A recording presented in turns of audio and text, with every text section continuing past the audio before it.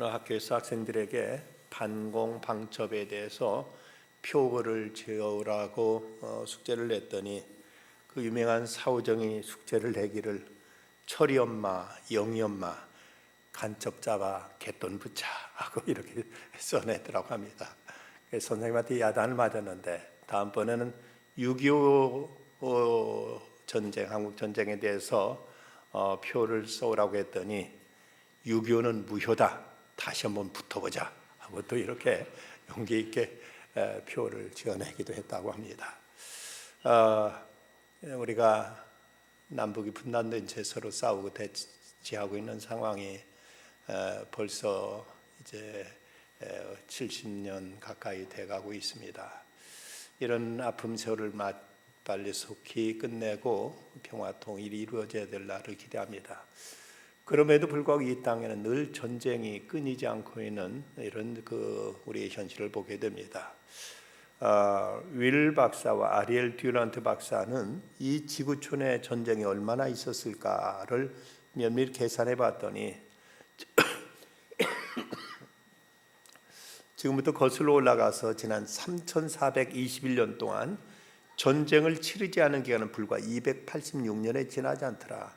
그러니까 인류 역사상 91.6%의 기간이 늘 전쟁으로 점철돼 왔더라고 인류 역사를 이렇게 이제 살펴봤습니다.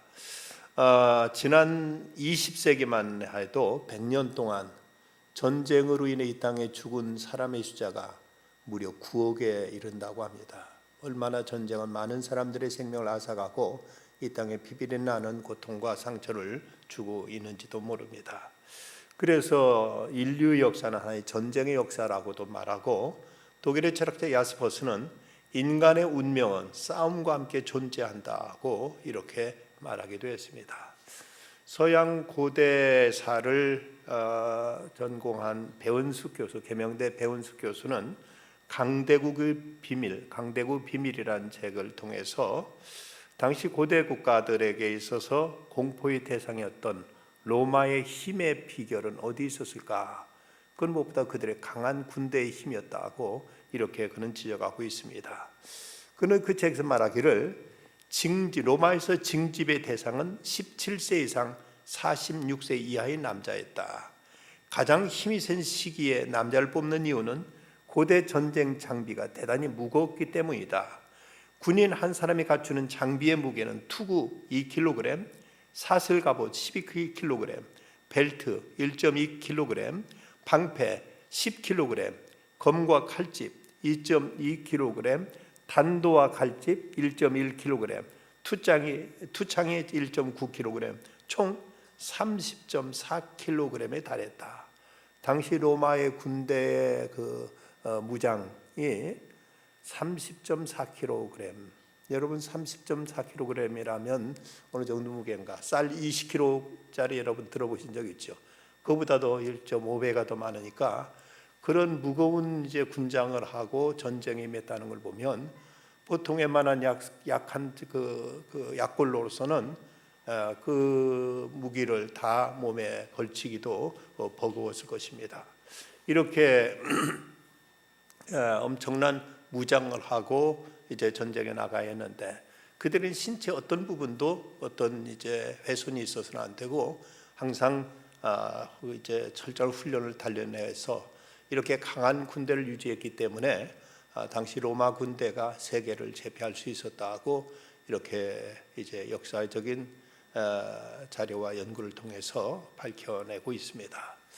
그렇다면 오늘 이 시대를 살아가는 우리 그리스도인들도 우리들은 늘 어떤 영적인 전쟁에 우리는 항상 이제 노출되어 있습니다. 우리도 이런 전쟁에 승리하기 위해서는 우리는 이제 단단한 영적인 무장을 갖춰야만 우리는 이 전쟁에 승리할 수 있다는 사실 또한 우리 잊지 말아야 될 것입니다. 이스라엘 백성들이 신광야에서 그 만나와 메추라기를 먹는 이런 기적을 체험하게 됩니다. 그리고 르비딤에 이르렀을 때 물이 없게 되니까 또다시 이제 모세를 원망하고 하나님께 불평을 털어놓습니다. 그때 하나님께서는 모세를 통해서 반석을 열어서 생수를 먹여 주었습니다. 이런 은혜를 맛보고 저들은 참 하나님의 은혜 받았다. 이제 여기서 엄청난 또 이제 하나님 능력을 체험했다고 기뻐했을 것입니다. 그런데 그들이 이제 시내산 밑에서 그들은 이제 머물면서 여기가 좋사오니 하고 그곳에 이제 머물기를 원했을 터인데, 그런데 하나님께서 저들을 향해서 또다시 앞으로 전진해 가라고 말씀하십니다. 신명기 1장에 보면 그 당시 상황을 이스라엘 백성들에 대한 말씀이 오늘 본문과 연관돼서 이렇게 말씀하시는 걸 볼 수가 있습니다. 우리 하나님이 여호와께서 호렙산에서 우리에게 말씀하여 이르시기를 너희가 이 산에 거주한 지 오래니. 그러니까 지금 저들이 신광야를 거쳐서 르비딤에서 이제 그 시내산 아래에 이르러 가지고 여기서 꽤 오랜 시간을 그곳에 머물렀다는 것을 우리가 알 수가 있습니다. 저들은 이제 계속 움직이는 것도 이제 싫고 그냥 그곳은 이제 먹을 것도 마실 것도 있으니까 이곳에 편안히 지내면서 그냥 그곳에 안주하고 싶었을 것입니다. 그러나 하나님은 아니다.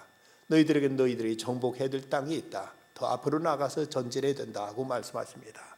그래서 신명기 1장 7절에 보면 방향을 돌려 행진하여 아모리 족속의 산지로 가고 그 근방 곳곳으로 가고 아라바와 산지와 평지와 네겝과 해변과 가나안 족속의 땅과 레바논과 큰 땅 유브라데까지 가라고 이렇게 말씀하고 있습니다.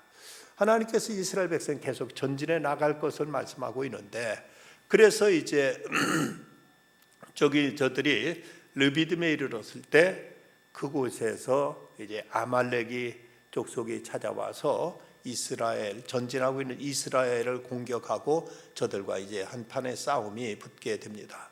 이 전쟁은 이스라엘 백성이 애굽에서 나와서 저 가나안 땅을 향해 가는 그 여정에 있어서 첫 번째 전쟁이었습니다.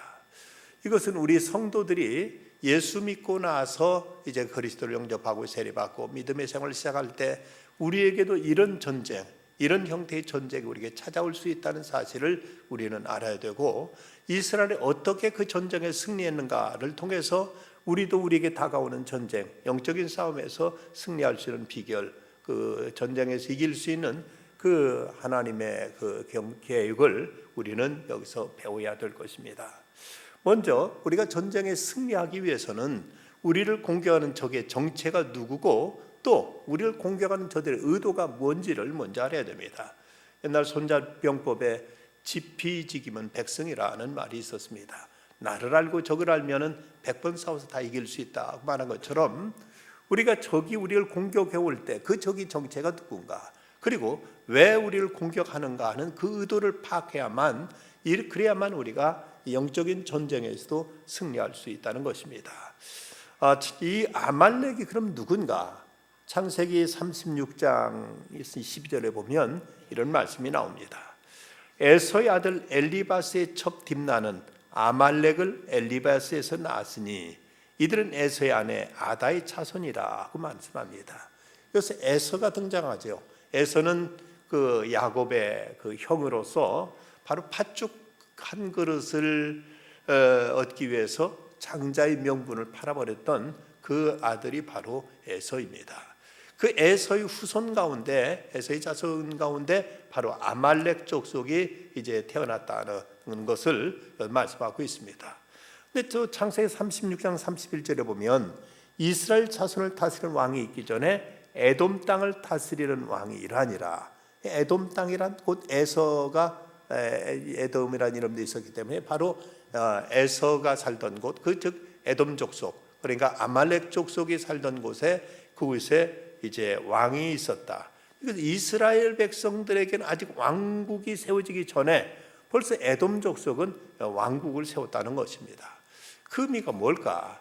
이스라엘은 그래도 하나님을 저들의 왕으로 섬기면서 저들이 왕국을 세우는 일을 아직은 생각도 못하고 있었습니다. 그런데 이 에돔 족속, 아말렉 족속은 전혀 하나님을 왕으로 인정하지 않았기 때문에 자기들이 스스로 왕이 되어서 나라를 먼저 이제 왕국을 세우는 일에 이스라엘보다 훨씬 앞섰고, 그렇기 때문에 그들이 나름대로 어떤 이제 주도권 내지는 자기들이 어떤 이제 그 이스라엘보다 모든 것이 앞섰다. 자기들이 먼저 이제 어떤 왕국의 체제를 세우고 이스라엘을 이제 간섭하거나 지배하려고 했던 이런 이제 그 경향이 있었던 것을 여기서 우리가 볼 수가 있습니다.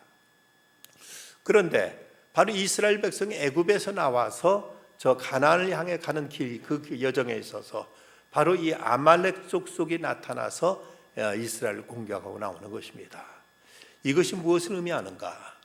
바로 하나님께서 이스라엘 백성들을 구원해내서 저들을 저 가나안 땅을 향해 나가게 하는 그 길을 가장 이것을 가로막는 세력이 바로 아말렉이었다는 것입니다. 그것은 곧 오늘 우리들에게도 해당되는데, 우리가 예수 믿고 나서 우리 믿음의 어떤 진보와 전진을 해나갈 때 우리의 신앙의 진보를 가로막는 이런 사탄의 시험이 있고 우리를 공격하는 마귀의 역사가 있다는 것을, 이것은 우리는 이제 암시하고 있습니다. 우리가 예수 믿고 나서 우리에게 닥치는 누구에게나 닥치는 하나의 어떤 이제 과정이 있다면 반드시 시험이 있습니다. 어떻게든 교회 못 나가게 하려고 하고, 어떻게든 헌신하지 못하게 하고, 어떻게든 우리 신앙에 열심을 내지 못하도록 방해하는 이런 사탄의 시험이 있습니다. 아니면 믿지 않는 사람들 모처럼 예수 믿으려고 하면 이렇게 저렇게 방해하고 이렇게 저렇게 시험해가지고 어떤 믿음의 세계에 들어가지 못하게 하고, 더 어떤 하나님께서 예비하신 구원을 이제 체험하지 못하게 하도록 방해하는 그 세력이 바로 지금 아말렉 족속, 이스라엘의 전지를 가로막고 있는 바로 아말렉 족속의 그 정체가 바로 이제 그들의 의도가 바로 이제 이 이스라엘 공격해온 그 아말렉 족속의 그 의도였던 것을 우리가 잊지 말아야 됩니다. 그래서 16절 말씀 보면 이르되 여호와께서 맹세하시기를 여호와가 아말렉과 더불어 대대로 싸우리라 하셨다 하였더라. 하나님께서 이 아말렉 족속에 대해서는 대대로 싸우리라고 하나님께 이렇게 천명하십니다. 왜 이 아말렉을 하나님 그렇게 미워하실까? 그것은 택한 백성들, 하나님 백성들의 영적인 전진, 진보, 이걸 가로막는 악마의 세력이기 때문에 하나님께서 이 아말렉에 대해서는 철저히 저들에 응징하고 저들을 하나님께 대적하셔서 저들을 하나님께서 물리치시겠다고 이렇게 선언하시는 것입니다. 신명기 25장 19절에 보면 그는 내 하나님 여호와께서 내게 기업으로 주어 차지하게 하시는 땅에서 내 하나님 여호와께서 사방에 있는 모든 적군으로부터 내게 안식을 주실 때 너는 천하에서 아말렉에 대한 기억을 지워버리라. 너는 잊지 말지니라. 아말렉을 기억을 지워버리라. 아말렉을 도말하라.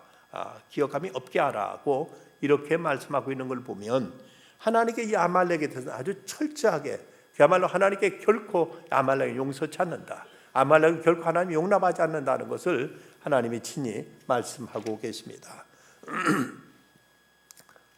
이처럼 이 아말렉은 바로 하나님의 백성의 영적인 전진, 신앙적인 진보를 가로막고 있는 악마의 세력이요, 사탄의 세력이기에 이 싸움에서 우리가 반드시 이겨야 되지, 만약 이 싸움에 패배하게 되면 우리는 하나님께 예비하신 가나안 땅에 들어가지 못하게 되고 그만 중간에 탈락하게 되고 우리는 그만 마귀의 포로가 되어버리고 마는 이런 비참한 운명에 처할 수밖에 없다는 사실을 우리가 알아야 됩니다.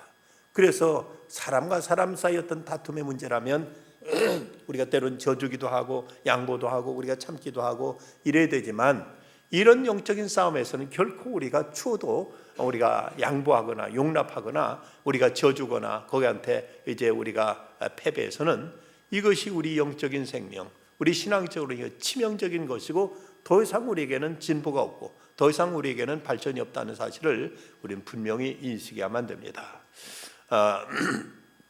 그렇다면 이 아말렉이 이스라엘 공격해온 그 타이밍, 시간은, 때는 언젠가? 오늘 말씀에 보면 그때 아말렉이 와서 이스라엘과 르비딤에 싸우니라. 8절 말씀 그때라고 말씀하십니다. 그럼 이 그때는 언젠가? 바로 1절에서부터 7절까지 사이에 저희들이 르비딤에 물이 없어서 하나님께 원망하고 불평하던 때, 그때 바로 사탄이 시험하고 이스라엘 공격해 왔다는 사실이죠. 언제 우리에게 마귀가 틈타고 언제 우리에게 시험이 찾아오는가? 원망하고 불평할 때, 이럴 때 이제 사탄은 이런 기회를 틈타서 우리를 넘어뜨리기 위해서, 우리를 쓰러뜨리기 위해서 우리에게 찾아와서 우리를 공격하고 우리를 이제 자기의 포로로 삼기 위해서 우리를 유혹하고 시험한다는 사실을 알아야 될 것입니다.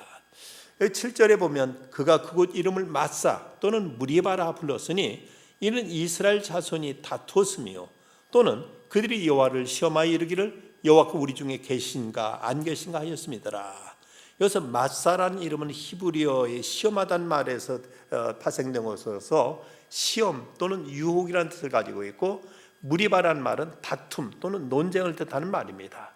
이곳 그들이 하나님을 시험했고 또 이제 대적했기 때문에 이런 곳에서 이제 마귀가 틈탔고 마귀가 저들을 공격해 온 것을 우리가 알 수가 있습니다. 그러면 또 공격해 온 아말렉이 이제 공격해 온 그 장소는 어딘가? 8절은 그때 아말렉이 와서 이스라엘과 르비딤에 싸웠다 했는데, 이 르비딤은 원기를 회복하는 곳, 쉬는 곳, 휴식하는 곳이라는 이런 뜻을 가지고 있는 이름인데, 저들이 무리 없어 하나님께 원망하고 모세를 대적하자 하나님께 반석을 터뜨려서 샘물을 주셨습니다. 그런데 이로 인해서 저들이 가란 목을 이제 죽이게 되니까 저들은 이제 그 원기를 회복할 수가 있었습니다. 그렇게 되니까 이제 물을 마시고 원기를 회복하게 되니까 이젠 됐다, 아무 걱정할 거 없다, 이제는 살겠다 하고, 그러면서 어떤 자만심에 사로잡혀 있던 그때 바로 이 아말렉이 이스라엘 공격에 온 것입니다. 우리가 영적으로 자만할 때, 해이해져 있을 때, 이럴 때가 곧 시험의 때예요. 이럴 때가 유혹의 때라는 것이죠. 그 교통사고가 언제 제일 많이 일어나는가 하고 조사해 봤더니 공휴일날 많이 일어나고 휴일날 많이 일어나고 여름 휴가철에 많이 일어난다는 통계가 나옵니다. 사람들이 정신적으로 해이해지고 뭔가 긴장이 풀려 있을 때, 이럴 때 이 교통사고도 많이 일어나는 것처럼 바로 이럴 때 그 마귀의 시험도, 우리를 공격은 마귀의 이제 공격도 이럴 때 우리에게 찾아온다는 것을 쌓고 있습니다. 그래서 고린도전서 10장 10절로 12절 말씀 보면 그들 가운데 어떤 사람들은 원망하다가 멸망시키는 자에게 멸망하였나니 너희는 그들과 같이 원망하지 말라. 그들에게 일어난 이런 일은 본보기 같고 또한 말세가를 만난 우리를 깨우치기 위하여 기록되었느니라. 그런데 그 선줄로 생각하는 자는 넘어질까 조심하라 하고 이렇게 경계하고 있습니다. 또 하나, 아말렉이 공격한 그 대상은 누군가? 오늘 본문 8절 말씀 다시 보면 아말렉이 이르러 이스라엘과 르비딤에 싸우니라 하고 이렇게 이제 간단히 말씀하고 있습니다만은 신명기 25장에 보면 이 부분에 대한 또 다른 표현이 나오고 있는 걸 보게 됩니다. 신명기 25장 18절 말씀 보면 곧 그들이 너를 길에서 만나 내가 피곤할 때 내 뒤에서 떨어진 약한 자들을 쳤고 하나님을 두려워하지 아니하였느니라. 그 내 뒤에 떨어진 약한 자들을 쳤고 그리고 하나님을 두려워하지 않았다고 이렇게 말씀하고 있습니다. 이스라엘을 공격한 주 타겟은 이제 바로 이스라엘 백성들과 뒤처진 자들, 뒤에서 어스렁어스렁 따라가고 있는 자들, 이런 자들을 이 마귀는, 아말렉은 공격의 목표로 삼았다는 것이죠. 지금도 사탄은 뒤처진 자들을 늘 공격의 대상으로 삼습니다. 앞장서 열심히 싸우는 자들은 오히려 이제 감히 덤비들 못하고 항상 뒤처져서 때로는 궁시렁대고 불평하고 이제 신앙의 열심을 잃어버리고 이제 그 어떤 중심에 이탈한 이런 사람들이 마귀의 공격의 표적이 되고 있다는 사실을 우리가 잊지 말아야 됩니다. 그래서 사도 바울은 에베소서에서 끝으로 너희가 주 안에서 그 힘의 능력으로 강건하여지고 마귀의 간계를 능히 대적하기 위하여 하나님의 전신갑주를 입으라. 우리의 삶은 혈과 육을 상대하는 것이 아니요 통치자들과 권세들과 이 어둠의 세상 주관자들의 하늘에는 악한 영들을 상대함이라고 말씀합니다. 우리가 어느 때부터 기도가 쉬게 되고 예배에 자꾸 빠지게 되고 그리스도인 공동체에서 이탈하게 되면 그때 바로 이런 타임을 노려서 마귀는 공격하게 되고 마귀는 우리를 먹잇감으로 삼으려고 우리를 덤벼든다는 것을 우리 잊지 말아야 됩니다. 동물의 왕국 같은 프로그램 보면은 늘 사자라든지 또는 이제 표범 같은 맹수가 누라든지 또는 사슴 또는 얼룩말들 공격할 때 보면 아무리 약한 그 누나 새끼도 물이 중심에만 있으면 공격 못합니다. 꼭 따로 떨어져 있는 놈, 이것이 항상 표적이 되어 있는 것을 볼 수가 있죠. 우리가 비록 어떤 이제 약한 부분이 있다 할지라도 성도들 틈에 함께 우리가 중심에만 있으면 마귀가 감히 우리를 해하지 못하는데, 항상 이제 떨어져서 혼자 이제 궁시렁대면서 불평하고 뒤에서 어슬렁거리고 할 때, 이럴 때가 바로 마귀가 공격하는 최적인 이제 표적이요, 이럴 때가 가장 위험한 이제 때라는 것을 잊지 말아야 됩니다. 그렇다면 이제 어떻게 그와 맞서 싸워야 될 것인가 하면, 성도가 연합하여 함께함으로 맞서 싸워야 됩니다. 오늘 10절 이후의 말씀 보면 여호수아가 모세의 말대로 하여 아말렉과 싸우고 모세와 아론과 훌은 산꼭대에 올라가서 모세가 손을 들면 이스라엘이 이기고 손을 내면 아말렉이 이기더니 모세의 팔이 피곤하매 그들이 돌을 가져다가 모세의 아래에 놓아 그리고 그 위에 앉게하고 아론과 훌이 하나는 이편에 하나는 저편에 모세의 손을 붙들어 올렸더니 그 손이 해가 지도록 내려오지 아니한지라. 여호수아가 칼날로 아말렉과 그 백성을 쳐서 멸하니라고 이렇게 말하고 있습니다. 이 싸움은 참 재미있게 싸우고 있죠. 여호수아는 이제 군대들을 데리고 나가서 앞장 싸우고, 모세는 저 산 위에 올라가서 이제 손을 들어 기도합니다. 그런데 손이 피곤해 내려올라 치면 옆에는 아론과 훌이 양쪽 손을 붙들어 주면서 함께 이렇게 협력하고 함께 이제 그들이 연합해서 같이 그 아말렉을 향해서 싸우고 있는 걸 보게 됩니다.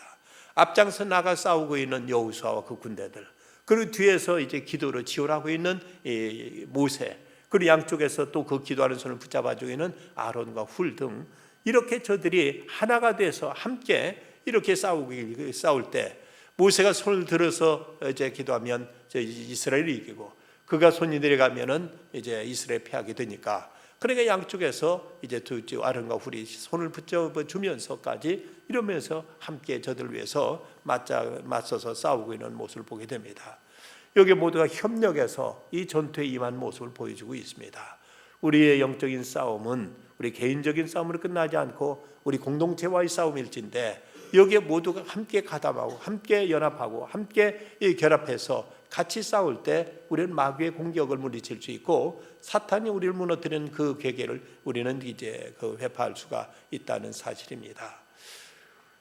스펄전 목사님은 당시 가장 세계적인 위대한 큰 사역, 교회 사역, 목회 사역을 펼치고 계셨는데, 그 모습을 보고 어떤 사람이 찾아와서 목사님 어쩌면 이렇게 참 대단한 그 목회 사역을 하고 계십니까? 하고 그 목회의 그 비결을 물었습니다. 그때 스펄전 목사님이 나를 따라오라고 그 사람을 부르더니 데려간 것이 이 예배당 아래에 있는 지하실의 기도실로 데려가서 그곳에 한 200명가량 성도들이 뜨겁게 스펄전 목사의 목회를 위해서, 말씀 사역을 위해서 뜨겁게 기도하는 모습을 보여주면서, 바로 저들의 그 기도로 인해서 내가 이렇게 하나님의 사역을 감당할 수 있노라 하고 이렇게 말하더라는 것입니다. 그러고 보면 스펄전 목사님이 위대한 지도자인 건 분명합니다만은 그의 사역도 함께 그를 위해서 기도하고 중보하고 그를 위해서 같이 사역했던 수많은 그 사역자들에 의해서 그 목회가 가능했던 것이지, 스펄전 혼자 독불장군이라고 혼자 독도하고 혼자 잘나고 혼자 훌륭해서 그렇게 위대한 사역을 펼칠 수 있었던 것이 아니었다는 사실입니다. 오늘 우리 교회에서도 많은 성도들이 함께 기도하고, 주일날은 특별히 1부 예배, 2부 예배는 저 기도실에서 우리 권사님들이 돌아가면서 예배를 위해서 중보하시는 분들이 계셔서 목사님도 담대하게 복음을 전할 수 있고, 또 성가대 찬양은 또 아름답게 하나님께 올려질 수 있고, 성도들은 더 예배에 집중하면서 하나님 앞에 이제 예배할 수가 있는 것입니다. 이처럼 모든 분야에서 함께 협력하고 함께 힘을 모을 때, 이럴 때 그 사역에 있어서 이제 보다 하나님의 역사는 극대화할 수 있고, 여기서 더 큰 시너지 효과를 나타낼 수가 있게 됩니다.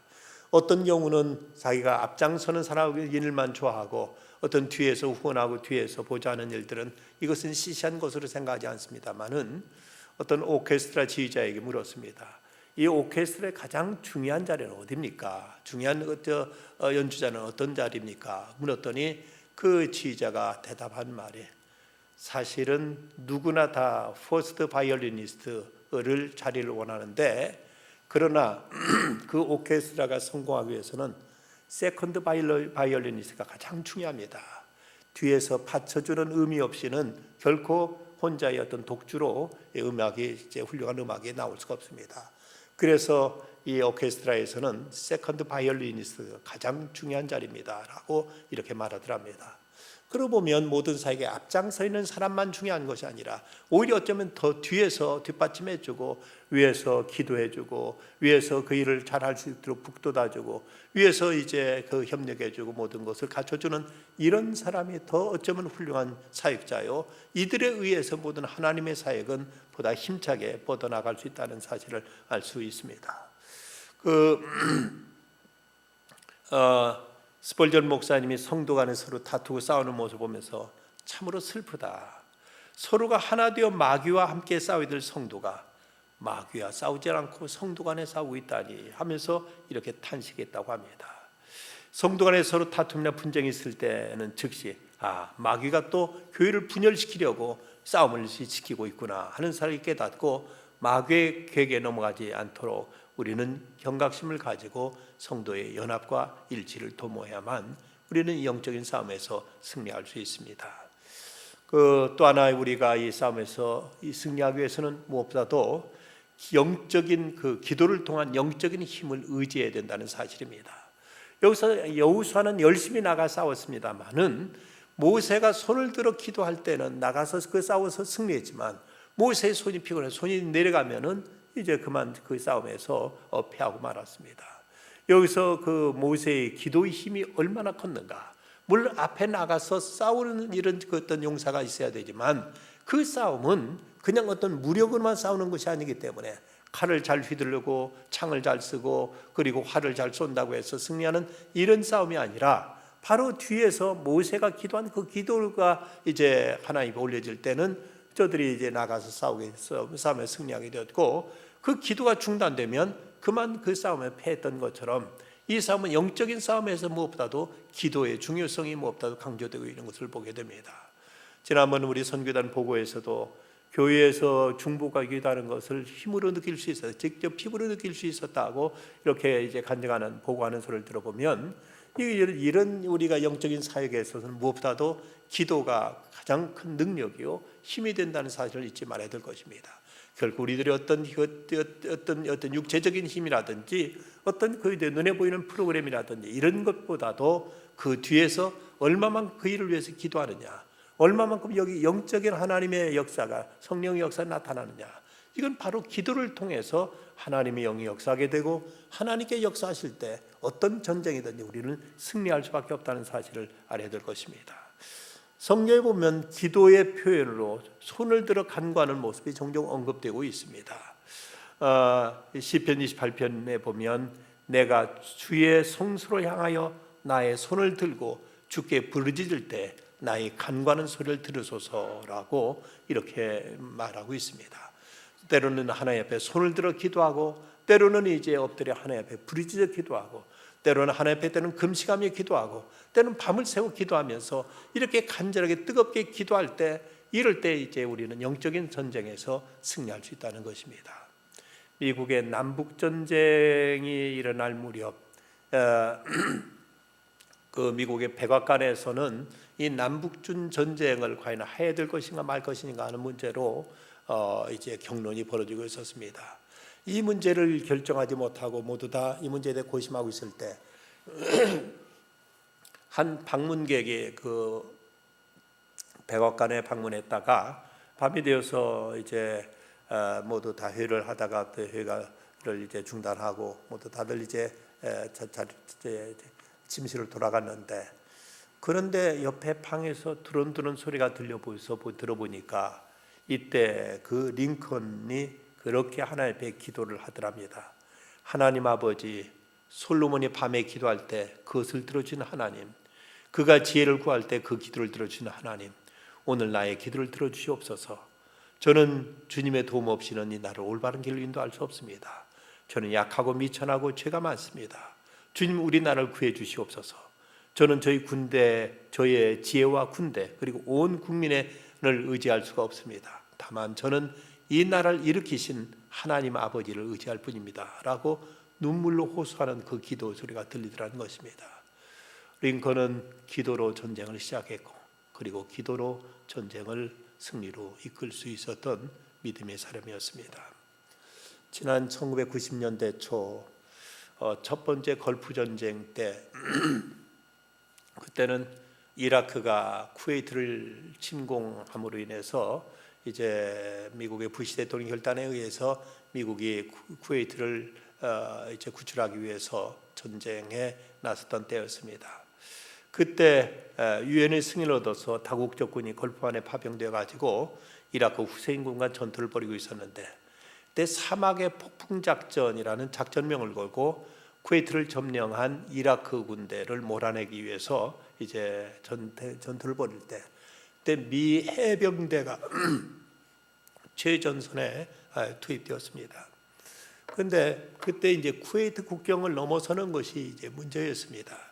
이제 국경선까지는 진출해 왔는데, 근데 문제는 그 이라크 군대들은 저기 그 미군 연합군의 이제 공격을 피해서 그들은 참호 깊숙이 숨어 있었고, 그리고 그들 앞에는 그 엄청난 양의 지뢰가 매설되어 있어서 그것을 도저히 접근할 수가 없는 상황이었습니다.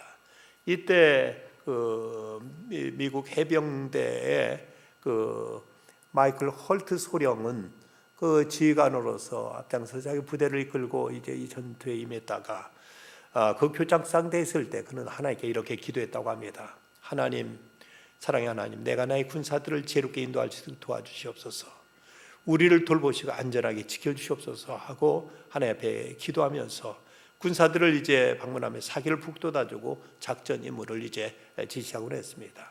근데 이제 진격하도록 진격하도록 그 정해진 소위 D-Day에 그만 그 비가 억수로 쏟아지기 시작해서 도저히 앞으로 꼼짝하지 못하고 앞으로 전진해 나갈 수가 없었습니다. 하나님께 간절히 기도했는데 이 전쟁에 승리할 수 있도록 우리 병사들을 보호해 주도록 기도했는데 정작 이제 진격에 나가야 될 그날 비가 이렇게 쏟아지는 바람에 꼼짝 못하고 그대로 이제 머물러 설 수밖에 없었습니다. 그때 그는 기도하기를 사랑의 하나님, 비를 그치게 하시고 우리를 계속 방어해 주시옵소서 하고 이렇게 기도를 드렸습니다. 비는 해병대가 쿠웨이트 국경 근처에 접근할 때까지 아주 이제 세차게 쏟아졌습니다. 해병대는 거기서 멈출 수밖에 없었는데 적군이 바로 국경 저쪽에 있기에 더 이상 전진할 수도 없었고 그 앞에는 지뢰가 매설되어 있어서 거기에 도저히 접근할 수가 없었습니다. 밤새 비가 쏟아지고는 그리고는 아침에 눈을 떴더니 비가 그쳤습니다. 이제 진격해야 되겠다 싶었는데 앞에 그 사막을 보니까 놀라운 광경이 벌어져 있었습니다. 밤새 쏟아진 비로 모래가 다 씻겨나가면서 거기 감춰있던 모든 지뢰들이 그대로 드러나 있더라는 것입니다. 쉽게 지뢰를 깨끗이 제거해버리고 그대로 이제 폭풍처럼 몰아쳐가지고 이라크군을 제압하고 쿠웨이트를 해방시킬 수 있었다고 마이클 헐트 소령은 이렇게 간증하고 있습니다. 우리의 영적인 전쟁에서도 하나님은 성도의 기도를 들으시고 그 기도 가운데 능력과 승리를 안겨주십니다. 우리가 6.25 동란 등의 메가더 원수의 기도를 통해서 하나님은 이 땅을 이제 회복시켜 주셨고 2차 대전 때 아이젠하워 장군의 그 기도를 통해서 전쟁을 승리케 하셨습니다. 트루먼 대통령의 기도가 또 놀라운 역사를 일으켰다고 전해지고 있습니다.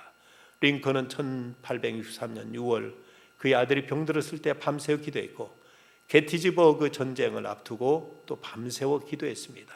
이런 기도를 통해서 믿음의 사람들은 그들의 싸움에서 승리할 수 있었습니다. 이스라엘 백성들, 저들의 앞으로의 진로를 가로막고 있는 아말렉과의 전쟁, 이 전쟁에 저들이 패했더라면 저희들은 더 이상 가나안 땅을 향해서 앞으로 나가지 못하고 그곳에 머물다가 그대로 사막 가운데서 이제 쓰러지고 말았을 것입니다. 그러나 저들은 이제 저들이 진로를 가로막고 있는 아말렉에 대해서 용감하게 나가 싸웠습니다. 싸우되 저들은 하나 되어서 함께 협력하며 연합해서 나와 싸웠고 무엇보다도 기도를 통해서 그 전쟁을 승리로 이끌었습니다. 오늘 우리들의 신앙의 진로를 가로막고 있는 사탄의 방해와 그 사탄의 모든 이제 그 공격에 대해서도 우리는 어떻든 우리에게 맡겨진 사역을 감당하기 위해서 우리에게가 전진해야 될 우리의 신앙의 진로를 위해서 우리는 싸워야만 됩니다. 싸우되 나 혼자가 아니라 더불어 성도가 연합해서 싸울 것이요, 우리는 기도로 이 싸움에 임하게 될 때 주님께서 함께 하심으로 여호와 니시의 하나님, 우리의 승리의 깃발이 되신 하나님이 우리 함께 하심으로 우리는 이 전쟁에 우리도 넉넉히 승리하게 될 것입니다. 주님의 약속, 주님의 함께 하심을 믿고 담대히 믿음으로, 기도로, 성령으로 우리가 이제 나아가서 넉넉히 이 싸움에 승리하여 승리의 개선가를 부르는 영적인 승리자들이 다 되시기를 주의 이름으로 축원합니다. 기도하시겠습니다.